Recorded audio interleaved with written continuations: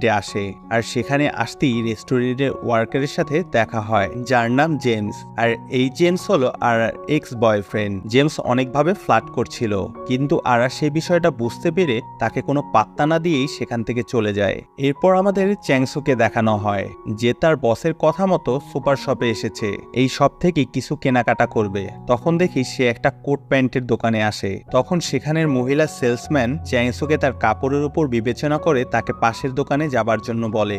এতে করে চ্যাংসু অনেক রাগ করে আর সেখান থেকে চলে যেতে নেয়। তখনই তার ব্যাগের চেইন আর কোটের বাটন আটকে পুতুলটি পড়ে যায়। এতে করে কোটের হাতা ছিঁড়ে যায় আর চ্যাংসু পড়ে যায় পুরো বিপদে। আর চ্যাংসু পরে জানতে পারে যে শপে এসেছে তার মধ্যে সবচেয়ে এক্সক্লুসিভ কোট হলো এইটা। এই কথা শুনে চ্যাংসু তো পুরাই শক। এরপর অফিসে গুইজনকে দেখানো হয় আর চ্যাংসু সেখানে ছিল। সেখানে টেবিলের উপর একটা কোট দেখে গুইজন বলে, তুমি কি নতুন কোট কিনছো?